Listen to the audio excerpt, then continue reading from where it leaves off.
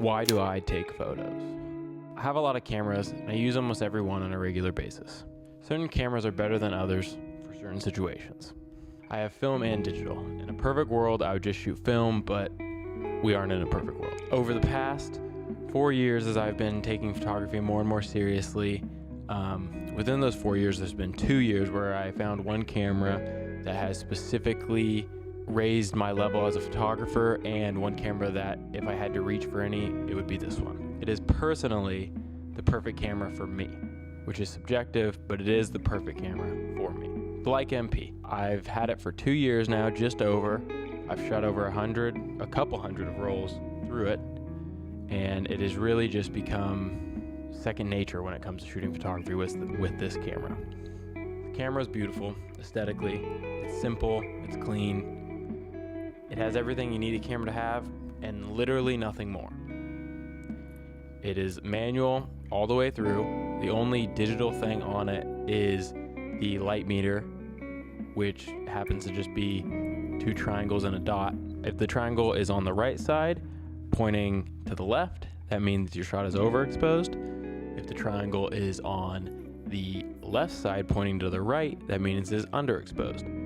If there's a circle in the middle, it means you're pretty close. If there's a circle and a triangle going either way, it means you're either a little underexposed, half a stop, or a little overexposed, half a stop. If it's just the circle, you should be perfectly exposed.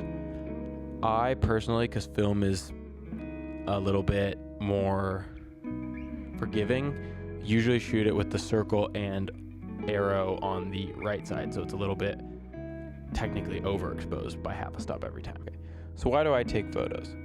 Without sounding too lame, it is because I feel I need to document life from my perspective, and photography is the best way for me to do that.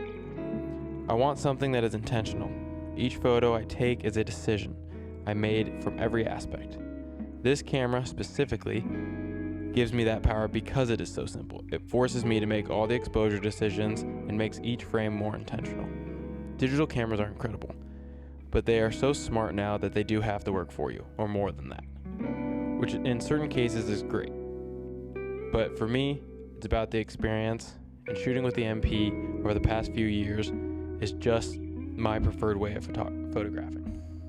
The work that comes from this camera is imperfect because it's all my decisions. There is nothing that makes anything about this camera perfect. Sometimes I misfocus a little bit. Sometimes there's imperfections in the way the film was processed. Sometimes it's a little bit more grainy than you might be used to because you're shooting Portrait 800 at, 7:30 and the light's just gone away. And it's got some more grit to it, but that's just what I like. And that's what makes the photos work for me. Now, obviously there are tons of great manual film cameras. This just happens to be the one that I went for, was able to get, and I do not regret it at all. I think it is the best camera. If anyone is watching this video that watched my last video on the perfect notebook, I was surprised by YouTube grabbing that algorithm and showing it to people. Very happy about it, obviously. It was cool. I thought it was a decent video. And I'm happy to report that according to one of the comments in my section, someone reached out to Best Made and got a response, and the notebook is apparently coming back, which is awesome.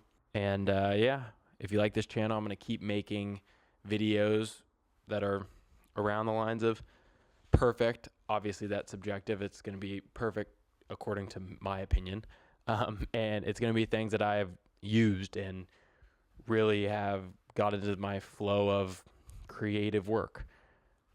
And maybe it's not even creative. Maybe it's just something that I use in my daily life that I think is a perfect object. And the notebook is one, and this camera is the other.